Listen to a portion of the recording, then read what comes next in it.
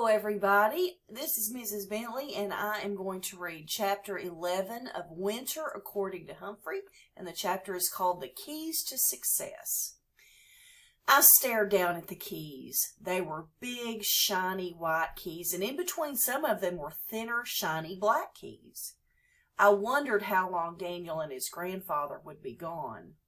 On the one paw, it was cold outside, and they might hurry back. On the other paw, it might be the only chance I'd ever have to be alone with a piano without Lulu around. And I didn't have far to go. So without hesitation, I jiggled the lock that doesn't lock and slid down onto the keys. Clank, clink, clunk, clinkety, clank, clunk. Then I tumbled down on the keys. The notes sounded even worse than Daniel's playing. I stopped to get my breath before I looked down at the keys I was standing on. I remembered that Daniel was playing the keys in the middle of the piano, so I carefully made my way there, note by note. Bing, bang, bing! I settled on the middle key and pushed it. Dinkle! That didn't sound quite right. I pushed the next key with my paw, but that didn't sound right either. Jangle! I stretched my paw up one more key and pressed it. Jingle! That was it. Well, that was the note where Daniel had begun. At least he got that part right. I scurried up to the key to begin, and then I hit that key 3 times.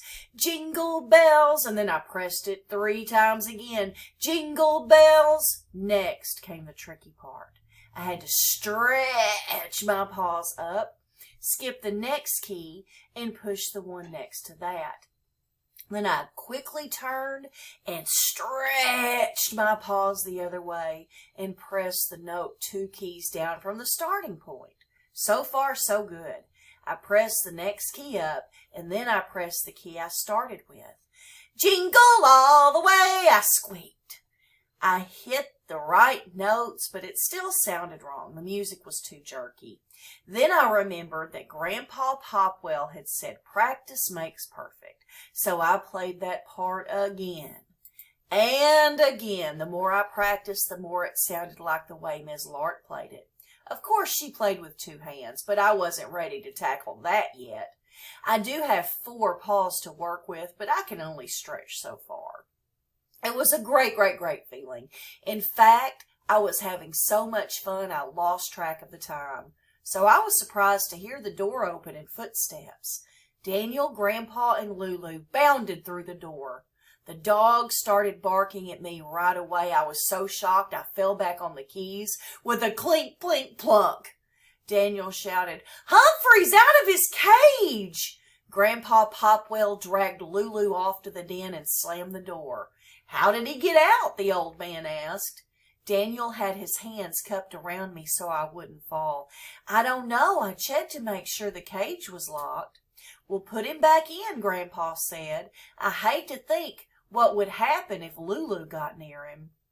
I hate to think about it even more than Grandpa. I imagine if she got near me, she'd use those sharp teeth in a highly unfriendly way.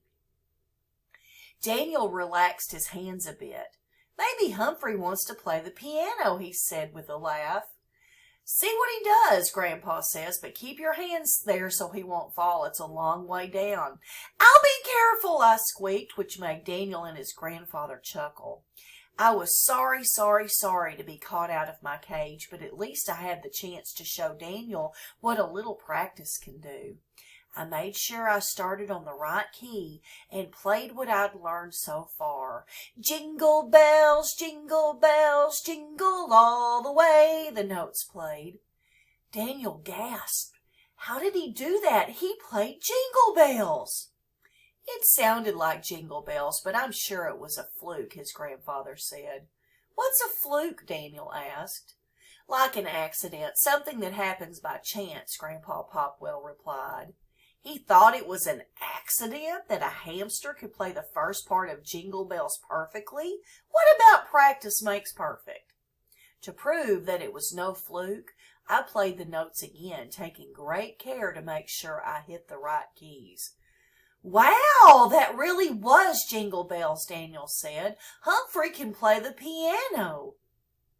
Grandpa looked down at me, shaking his head. I guess so, but nobody would believe it if I told them. In fact, maybe we should keep quiet about it so folks don't think we're crazy. But he definitely played Jingle Bells. Play it again, Humphrey, Daniel said. So I played it again without any mistakes. Grandpa, we should make a show with Humphrey in it, Daniel said. We could be rich if we had a piano-playing hamster, and Humphrey would be a star. Grandpa shook his head. I don't know, he said. That would be a lot of work for a little hamster. Humphrey might not like working so hard.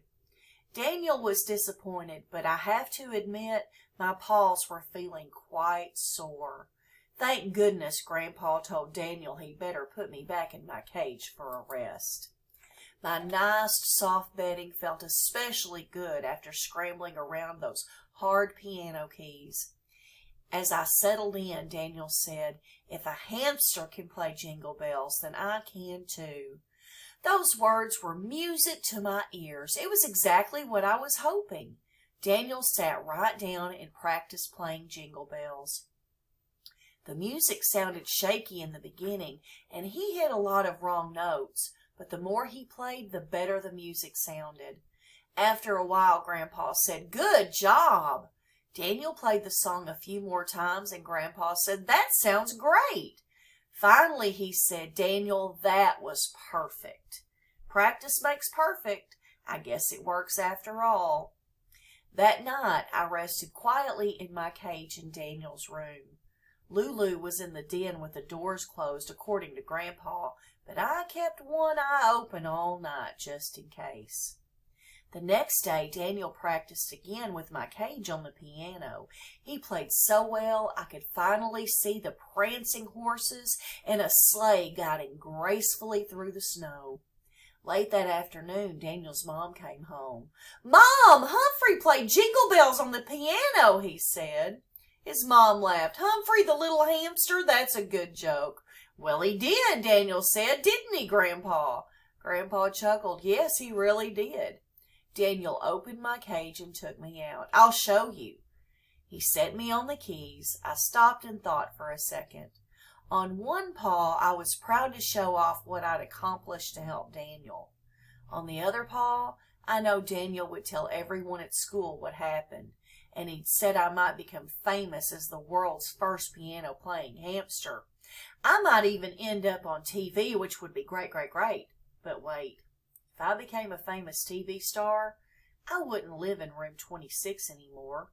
I'd miss my friends and my job as a classroom hamster. So I made up my mind. I scurried up the keys and back down. Bing, bang, clink, clunk, bing, bang, bing. Daniel's mom laughed. "That doesn't sound like Jingle Bells to me." "Play it, Humphrey, please," Daniel begged me.